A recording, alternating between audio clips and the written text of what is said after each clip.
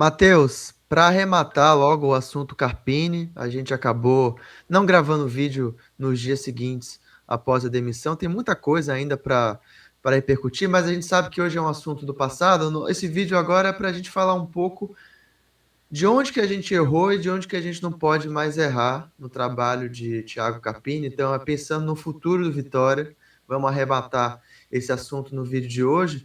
Você trouxe aí uma arte, Matheus, né, com um retrospecto aí de Thiago Carpini no Vitória. Se a gente puder começar falando disso, para a gente fazer uma breve avaliação aqui do que ficou de aprendizado para esses meses aí que restam de Série A com um novo trabalho de Fábio Carille. Então, beleza, Rafa. Vamos lá falar um pouquinho dessa saída, né, de Thiago Carpini, que já vai fazer daqui a pouco uma semana, mas acho que ainda vale a pena a gente tocar um pouco nesse assunto, né, refletir sobre essa passagem, os pontos positivos, os pontos negativos, né, o que é que teve de bom no trabalho que pode ser reaproveitado e o que é que a gente não pode mais errar nessa sequência, né. Então, só para a gente lembrar que Carpini chegou no início da Série A de 2024, né? Então foram ao todo aí 75 jogos, com 28 vitórias, 22 empates e 25 derrotas. Então o aproveitamento aí foi razoável. E se a gente for observar os números em relação à Série A, foram 44 jogos aí com vitória na Série A, e aí assim a gente vê um pouco mais da realidade, né? Que foram só 14 vitórias, 12 empates e 18 derrotas, né? Então acho que foi um aproveitamento razoável, né? A gente pode levar em consideração o retorno que a gente fez no ano passado, que foi fora da curva, posso até dizer assim. Ninguém imaginava que o Vitória podia performar como performou em relação até à pontuação, não digo nem em relação a jogo jogado, mas em pontuação, e que acabou livrando aí a gente do rebaixamento em 2024 e nos levando até a Copa Sul-Americana, né? Pois é, os números em geral, eles têm que sempre ser analisados em contexto. A gente sabe que são 2 anos bem diferentes. O contexto de Thiago Carpini nesse momento, para quem assistia o Vitória jogar, era muito claro que era um contexto de esgotamento de um trabalho, tá? Desde antes da pausa, a gente já insistia nisso. Não fizemos aqui aquele populismo barato de ficar dizendo já deu para Carpini, como se tivesse de demitir a qualquer custo, porque a gente não é de fazer isso, a gente sabe que o mercado é complicado, então a demissão pela demissão em si nunca é a melhor decisão, tem que ser algo pensado, tem que ser colocado em questão os substitutos, e a gente vai gravar outro vídeo falando da opção por Carille. É, mas o contexto, Matheus, você concorda, eu imagino, que era de um trabalho esgotado. Evidentemente, não, não se trata de culpabilizar somente individualmente o Carpini. O Fábio Mota foi muito enfático, isso me assustou. Eu falava com você em off aqui, isso me assustou bastante. Quando na coletiva de demissão ele chegou e falou: Olha, a gente errou, estamos em julho, até agora erramos em tudo no planejamento. É Isso me assustador. assustou muito, mano. É assustador, assim. Né? A gente falava um pouco aqui em off sobre o nosso desânimo com o resto de temporada do Vitória, porque quando você ouve o presidente do clube chegar numa coletiva de imprensa e falar, em quase às vésperas, é, aí quase Sim, de chegando já retorno quase, né? na virada, eu ia falar isso, quase retorno já do brasileiro, o presidente chegar e falar isso, porque assim, Matheus, a gente sabe que um raio não cai 2 vezes no mesmo lugar, né? Ano passado, apesar do erro de planejamento, a gente conseguiu fazer o giro, né? Demitiu o Léo Condé, trocar o pneu com o carro andando, contratou o Carpini, que era inexperiente em Série A, e acabou dando certo. Mas será que vai dar certo? Novamente uma troca de meio de temporada com um treinador que não era exatamente um treinador que já vinha em conversas, que já era especulado no Vitória, foi do dia, parecia que foi do dia para a noite. Então, será que vai cair 2 vezes o raio no mesmo lugar, Matheus? Eu fico muito preocupado. E, óbvio, a demissão do Carpini tem todo esse contexto de erro de planejamento da diretoria, mas o Carpini também tem a sua responsabilidade. E esse vídeo é sobre isso. Vamos falar um pouco sobre qual que é a responsabilidade dele. Aí, primeiro, te ouvir se você concorda que o cenário era de um trabalho já esgotado, e segundo, qual que é a parcela de responsabilidade dele nisso aí, Matheus? Primeiro eu só queria retomar essa fala, né, do presidente, que ele falou do erro de planejamento. Primeiro eu acho louvável ele chegar numa coletiva e falar isso, né? Acho que não é qualquer pessoa que chegaria, e e dá um tiro no próprio trabalho, vamos dizer assim, né? E por outro Concordo. lado, é preocupante, como você falou. Já meio de temporada, uma temporada até que atípica, porque teve a parada de meio de ano, né? Mas de fato eu acho que é muito mais preocupante do que louvável, né? Eu enxergo um pouco por esse lado. E em relação até falando um pouco dessa temporada de 2025, sim, Carpini tem a sua parcela de culpa. Né? Ano passado, como você falou, ele chegou com o carro andando, ele foi o pneu trocado, né, com o carro andando, e fez um muito bom trabalho. Primeiro, é, não da parte de campo e bola, a gente falou até um pouco isso sobre nas lives que a gente fez ano passado, que foi mais do lado de elenco, né, de gestão de vestiário, tirou alguns atletas que ele julgou que seriam não tão interessantes de continuar pelo lado comportamental, e a gente viu que no final isso foi válido, né? Eu acredito que foi válido sim. Talvez se não vou ser aqui falar já de obra pronta, né? Mas talvez se os atletas que o Carpini afastou na sua chegada se continuassem, talvez a gente não estaria na Série A desse ano, né? Então a performance que o time teve no ano passado, sim, passou muito pela chegada dele, de entender as limitações que o time tinha, de jogar de uma forma que entendia dessas limitações, né, e reconhecia essas limitações. Mas já em 2025, eu acho que o desempenho, tanto o desempenho de campo e bola e de tabela de Série A, de desclassificação de Sul-Americana, desclassificação de Copa do Nordeste, de Copa do Brasil, passou muito também por Carpini, primeiro porque ele ajudou a montar esse elenco, né, do jeito que ele queria.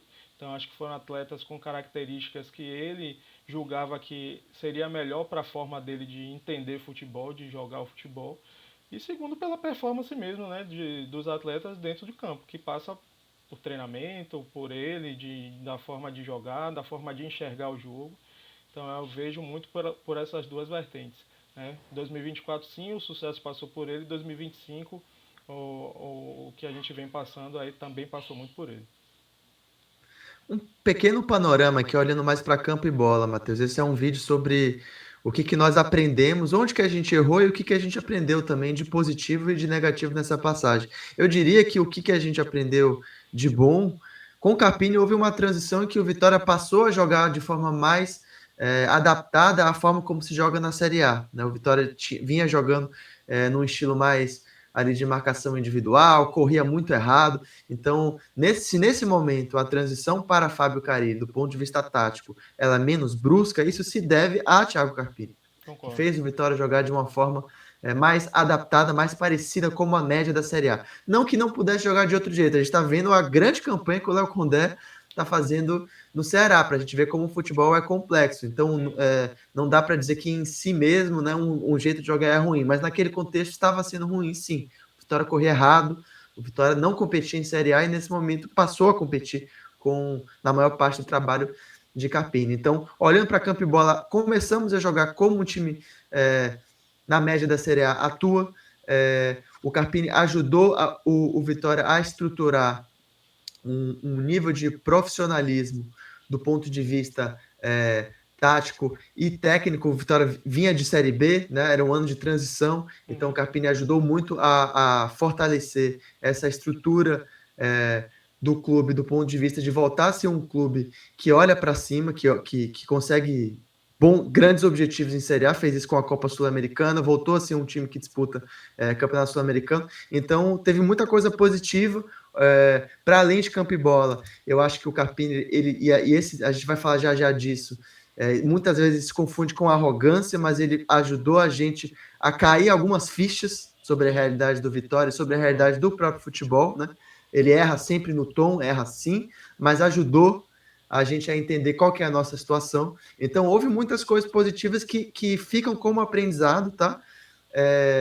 E aí, olhando mais para os erros do clube, não só do Carpini, o que aconteceu? Na minha opinião, vou citar duas coisas aqui, Matheus. Para mim, é o segundo ano consecutivo em que a gente se engana com o começo de temporada.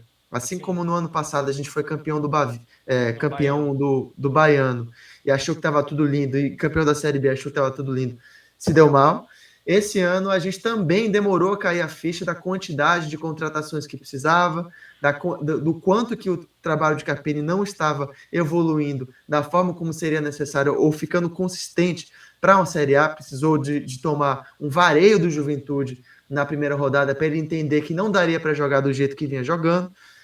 Então, foram 2 primeiros semestres de ilusões a partir do regional. 2 anos seguidos já com ilusões. Esse é o primeiro ponto que eu acho que o trabalho de Carpini ajuda a esclarecer esse erro que o clube como um todo vem cometendo na fase pré-brasileira, na fase do regional. E o outro ponto, Matheus, é que não se pode dar muito poder para ninguém em nenhum contexto. Isso sempre dá errado em qualquer contexto, inclusive no futebol. Se você coloca um treinador, eleva um treinador à condição de alguém que, além de ser técnico do campo e bola, tem a palavra final sobre contratação e tem ao seu lado um gerente de futebol inexperiente, mais novo, que não tem voz para peitar, tende a dar errado, Matheus. Ele É o vai que nadar de aconteceu braçada e foi o que também. aconteceu, né? É o que aconteceu, né? Excesso de poder para o Carpini. De novo, a gente adora falar que é um sujeito arrogante. Na hora ruim, todo mundo fala, né? Só que tem um contexto, eu insisto, é óbvio. O cara ficou grande, o Vitória fez ele ficar grande. A gente deveria aprender algo com isso Permitiu que ele também, ficasse na minha grande, né? opinião. Acho que o Vitória permitiu que ele ficasse no tamanho que ele Exatamente. imaginou que ele podia ficar. Acho que passa muito por isso mesmo, sim. Pois é, e aí a gente vai então para esse próximo tópico, que é que a gente tocou aqui já no assunto da arrogância, né? Não sei se você quer finalizar com alguma outra questão sobre esse balanço geral antes da gente ir para ele, Matheus. Eu acho que assim, o balanço, eu posso dizer que foi um trabalho ok, né? Não vou dizer que foi um desastre o trabalho de Carpini, porque eu ia estar sendo injusto, né? Eu acho que, como eu falei, para reforçar, muito do que a gente passou no ano passado na Série A deve-se a Carpini, do sucesso, sim, teve o segundo turno de sucesso. Não foi como eu falei aqui, né, um jogo fino de se ver, bonito de se ver, mas foi o que a gente precisava para o momento, né, entender o momento que a gente passava, e o sucesso passou muito pelas decisões que Carpini tomou durante o campeonato. E os insucessos desse ano também passou muito pelas suas escolhas, né? Pela sua forma de conduzir, por essas ilusões, como você falou também. Eu acho que é importante a gente falar sobre isso, mas no geral é um trabalho que se desgastou, já estava de fato desgastado, chegou no seu teto, mas com uma avaliação geral, acho que foi um trabalho bom, foi um trabalho ok. É isso aí. Então, se você quiser exibir aí, a gente tem 2 vídeos tocando nesse assunto que a galera adora falar, que é a arrogância, enfim, em que medida que isso influenciou a animosidade da torcida contra ele e da própria imprensa também. O Thiago Carpini vai embora do Vitória num clima de completa, enfim, fora de sintonia, tanto com a imprensa como com a torcida, e isso muita gente acredita ao fato dele se sentir superior e dele rebaixar o Vitória em muitos momentos. A gente tem alguns trechos aí na chegada, para a gente perceber como na chegada ele já tinha insistido muito direto. Da chegada até o último mês, a gente vai exibir aqui trechos de Thiago Carpini. Mais minutagem, outros menos, mas todos vão ter o mesmo cuidado, as mesmas oportunidades.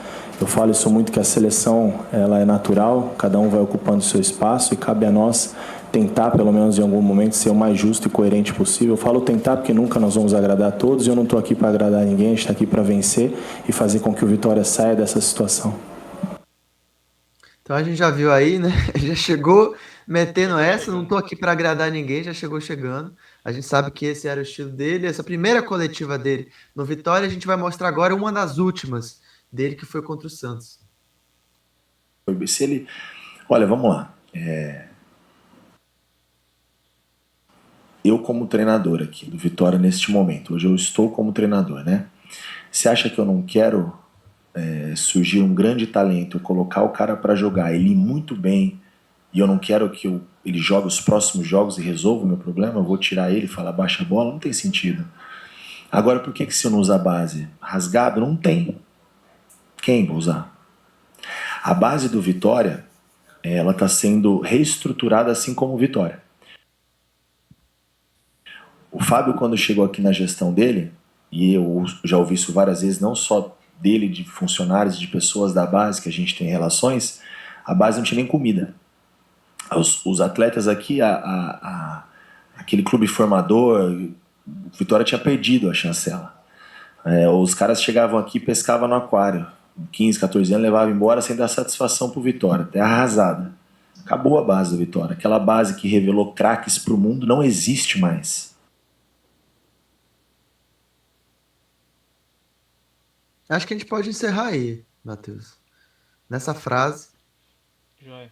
porque ela é bombástica o suficiente. Enfim, a gente, para amarrar esse vídeo aqui, teria de aparecer esse assunto, porque me parece que ele foi crucial, como eu falei, para o desgaste do clima, para além do fim de trabalho, do ponto de vista tático, o clima já não dava conta da permanência de Carpini. Aí eu te pergunto, Matheus, se a arrogância pagou seu preço, você concorda com esse diagnóstico de que Carpini, desde o começo, se via como maior do que o Vitória, ou se em alguma medida ele também foi colocado nesse lugar, que é um pouco a minha opinião, trazendo aí já adiantando o meu contraponto.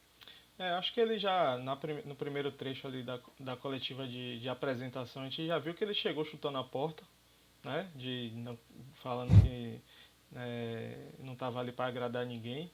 E eu lembro que nas lives que a gente comentou sobre isso no ano passado, a gente temia pelo que podia acontecer, né? A gente falou muito sobre isso, desse temperamento, dessa forma de lidar, de chegar já com esse discurso, né? A gente temia um pouco pelo que podia acontecer. No final a gente viu que deu certo, né? Que bom que deu certo.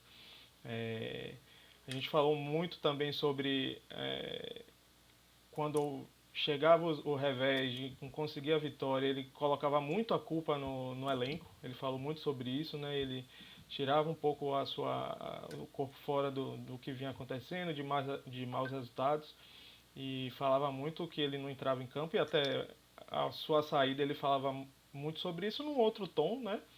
Falando que a decisão nunca era dele de dentro de campo, era dos atletas, que de fato mas ele como um líder, ele como um comandante, ele sempre precisa tentar blindar o seu elenco para fora, né, para a imprensa, para a torcida, mas lá dentro o pau pode quebrar sim, e deve sim, eu acho que é assim que deve ser tratada situações como essa, né, principalmente dentro do futebol.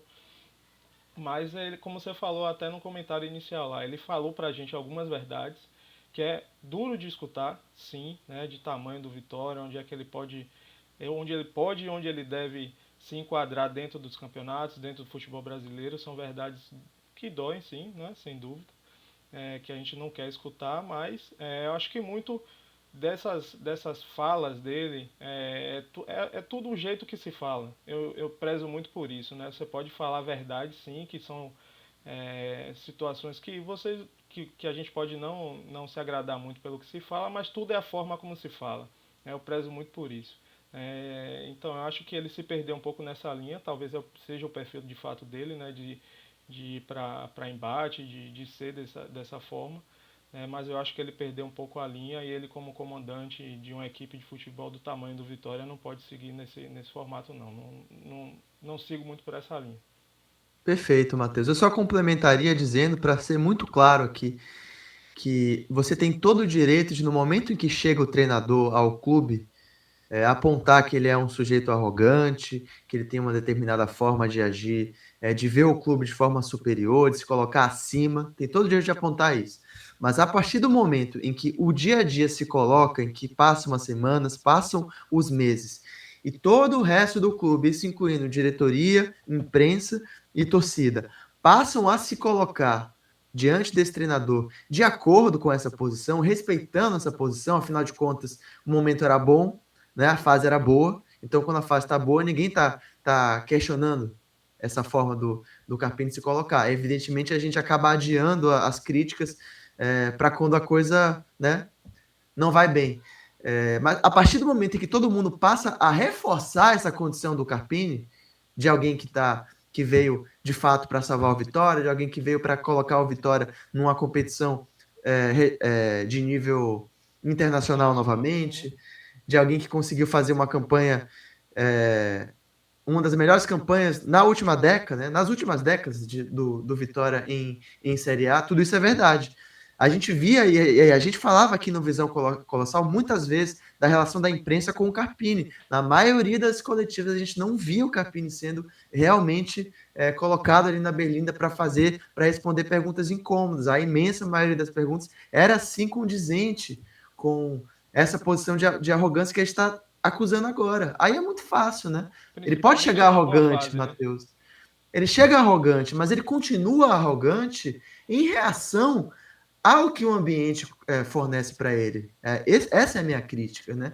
Ele foi colocado internamente pela diretoria na posição de alguém que está acima de um treinador, meio gerente, ou seja, você tem carta branca aqui, Carpini, e foi colocado pela imprensa e também por parte da torcida, porque eu também gosto de insistir que a torcida é sim um ator importante, a gente tem que falar na torcida como um ator relevante do clube, porque o clima de Carpini era insustentável também por causa da torcida, né? O clima de Janderson era insustentável porque a torcida tornou insustentável. Então a torcida é um ator relevante e tem que ser colocado no jogo.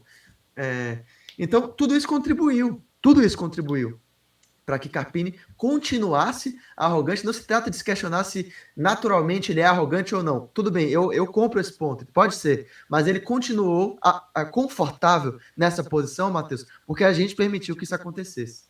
Eu concordo com você mesmo. Principalmente, até te interrompi aqui na hora do comentário, principalmente na fase boa, né? Era muito oba-oba, nunca era pressionado, como você falou. E quando chegou esse ano, né, quando começou a má fase, que ele começou a ser pressionado, aí começaram a enxergar esse Carpini arrogante, que sempre foi, né? Desde a sua chegada, logo ali nas primeiras palavras, né? Mas quando a fase ficou boa, esse perfil ou esses comentários deixaram de existir ou nunca existiram, né?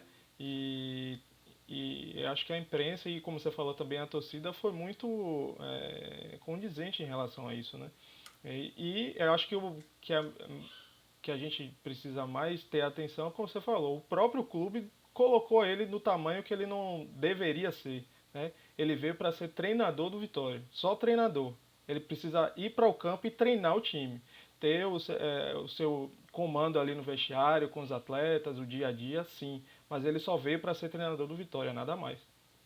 Pois é isso, Matheus. Então, arrematando aqui as nossas conclusões do vídeo.